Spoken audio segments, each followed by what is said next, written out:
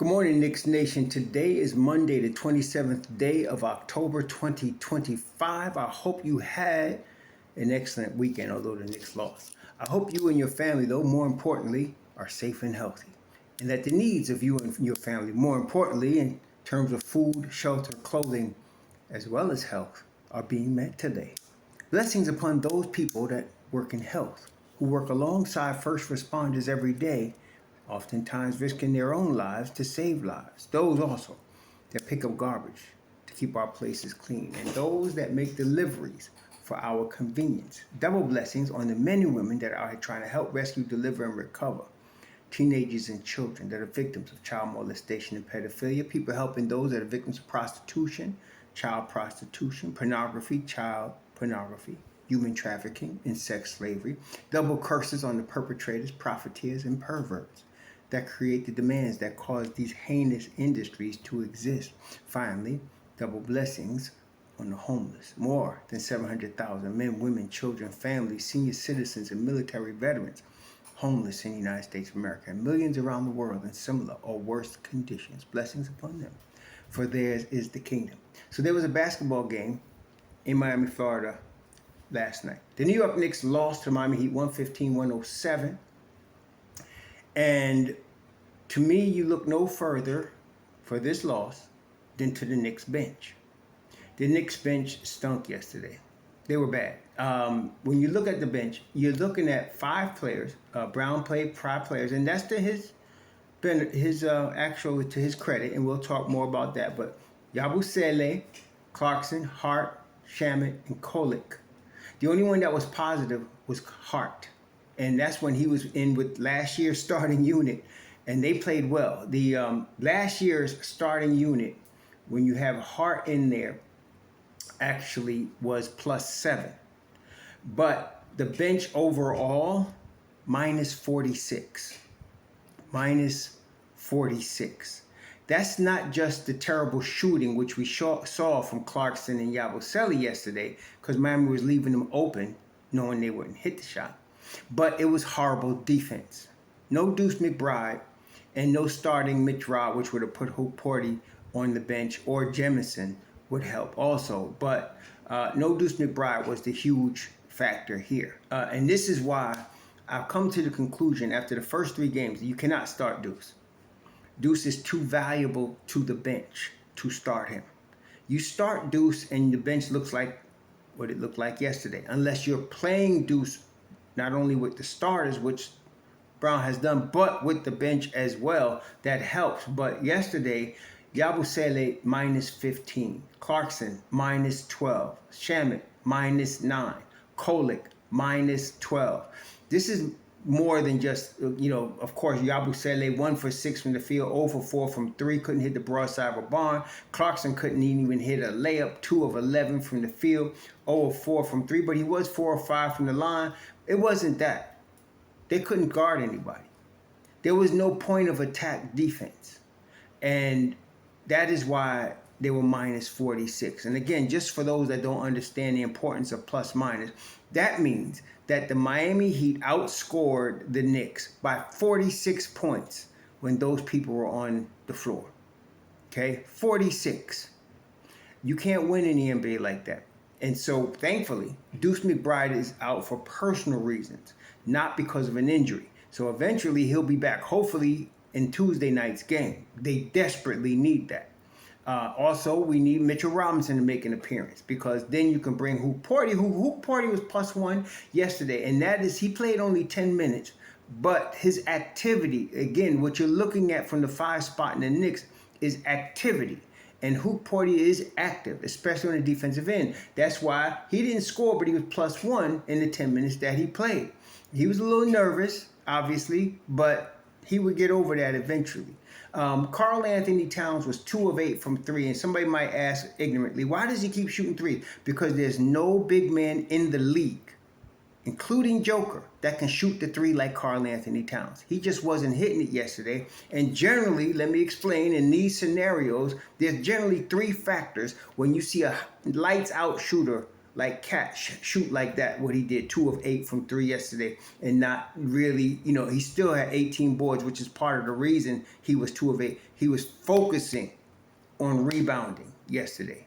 18 boards, clearing the boards on the defensive end, 17 defensive end boards. He also was putting more effort defensively. A lot of guys that score a lot of points don't put a lot of energy in their defensive side of the ball, which is why they have all this energy to score in everybody, like Juju did. Cat was putting energy on both sides of the ball yesterday.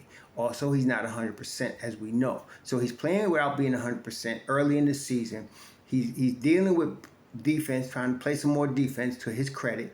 And he's focusing on the boards to make sure we win the battle of the boards. And the Knicks did win the battle of the boards yesterday, 52-50 over the Heat. Offensive rebounds, the Knicks had 16 yesterday. We saw that. That was big. But if you're not playing defense, you're not going to win. No defense, no bueno. The starting unit, like I said, the starting unit was overall, they were +7. Well, when you add Hart in there, the starting unit with Hoop Porty, was +6. Then if you put them with Hart, they were +8, +7. So at the end of the day, at the end of the game, Brown did the right thing by putting last year's starting unit in the game. Brunson played 35 minutes, McCall 37. Is more like a Tibbs-like situation. When you have no bench, or you, like Tibbs, you have no trust in your bench, this is what you got to do. So he had Anunoby for 37 minutes. He had Karl-Anthony Towns for 36. He had McCall for 37, Brunson for 35, Hart for 29. One mistake I feel Brown made yesterday. I mean, I can't blame him. And I know a lot of people are going to point at the coach because that's ignorantly what they do. I thought Brown did the right thing. He stuck to his game plan of playing 10 guys. He stuck to the game plan, and he did it. He's going to stick to it through thick and thin, which he will do and he needs to do, and by the end of the season, we'll be glad he does. But you cannot. Yabusele, you cannot play him too many minutes at the 5. He gets exposed. Okay? He might give you a couple minutes or a couple of plays where he could guard a 5, but if you keep him out there too long, he will get exposed at the 5. He's not really a full-time 5. You want him to play the 4 spot. That's his more natural spot. Okay? Especially guarding the 4s. He gets overwhelmed on the glass by bigger people. Okay?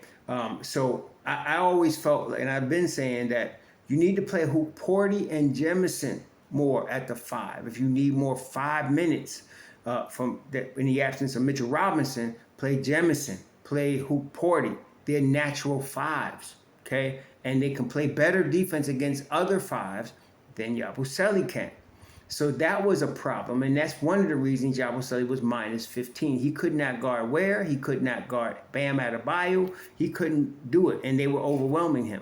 Okay, so that is a problem. I am quite confident that Coach Brown and the Knicks staff will recognize this. That's why some of you were mentioning Yabusele as a backup 5, and I agreed at first the Knicks brought him in with the idea of having him spell Cat at the 4 and sometimes play 5. But I didn't see even in his really nice summer he had playing in Europe, he's not a 5. Okay, he's just not. Even like Beef Stew over in Detroit. Beef Stew's like 6'8". Okay, he can play a better 5 than Yabusele.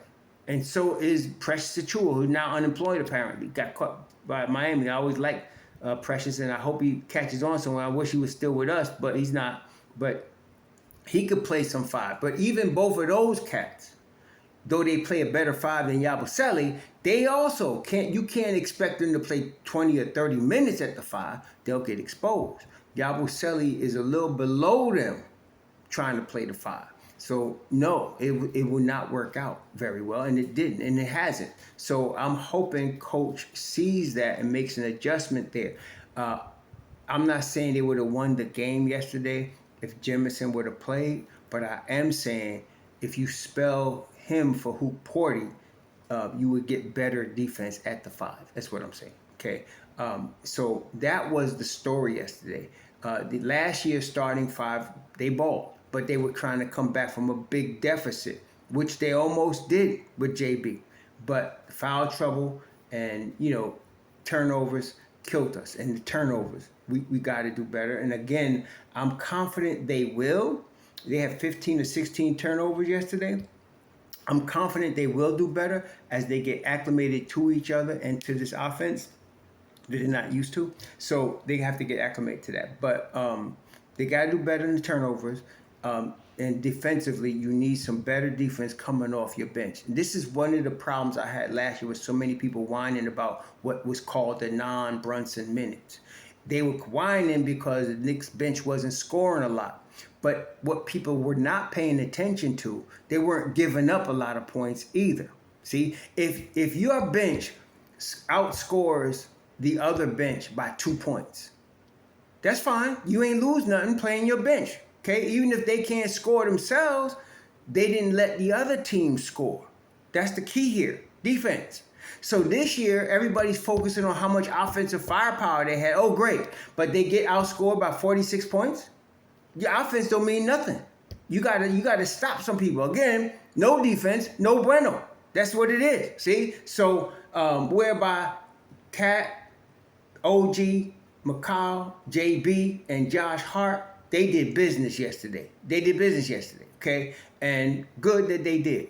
Now, the only one that was negative out of all of them was Bridges. He was -7. That's because they had Bridges playing with the second unit, who sucked yesterday. Okay? But that was really bad. So going forward, we hope we get more Deuce. That's going to help.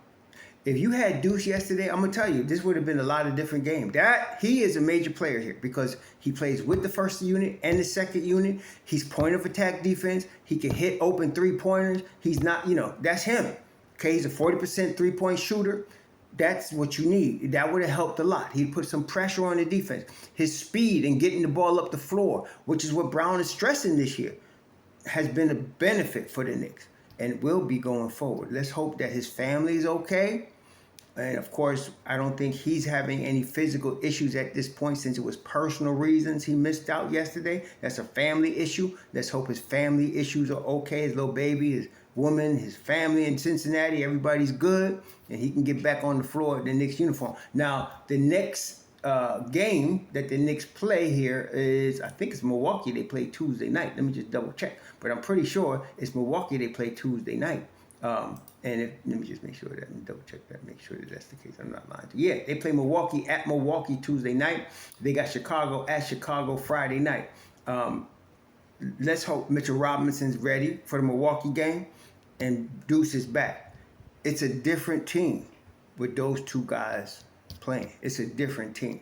My suggestion, though, listen, the Knicks don't listen to me. They don't need to be listening to me. But I'm saying, play Jemison some more at the 5. Play Yabusele less at the 5. If Yabusele play the power forward spot and go on with life from there. Okay?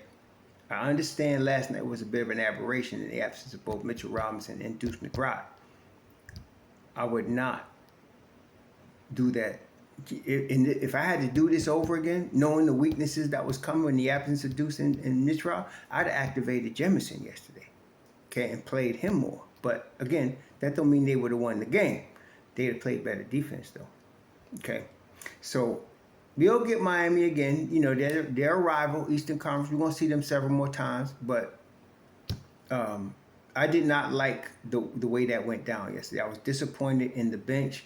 But the bench is doing what they do. Clarkson's going to shoot. That's what he does. Okay, he's not going to stop shooting because he can't hit a ball outside of a bomb. He's going to shoot. Yabusele, in fairness, is still getting acclimated. I'll give him that. Still getting acclimated, and I got to say, Brown playing him out of position, playing him at the 5 too much, them diminishing returns come quick. So, some adjustments need to be made there. But I will use Jemison some more. You gotta use him. The kid is 26. He's a grown-ass man, strong. He plays a solid game at the 5. You need to use him, okay? Like I said, my suggestion is that they just forget two-way. put that brother on there on the roster, sign him to a minimum deal. And I think they're going to. I think they're waiting until it gets cheaper as you get closer to December and January. But you're going to have to use him, okay, because you need him. He's already proven that he could ball enough at the 5 to handle business for the Knicks. So we're going to need that. And against Milwaukee now, you got Giannis, you got Miles Turner, you got Bobby Portis. You're going to have to deal with some hype. We're looking for, let's say MitchRob doesn't play. I'm looking for Jemison to be out there with who party starts again if MitchRob doesn't play, but you got to have Jemison coming off that bench at the 5 spot. Okay, and you got to play him. Nice 15, 16 minutes will help. And let's hope Deuce is back. That will help too. It's a long season, y'all. 82 games. We knew they weren't going to go 82-0. But now we saw what happened yesterday. Okay, move on with life. Milwaukee Knicks. Y'all enjoy your Monday. Let's get ready for this next game. Sure.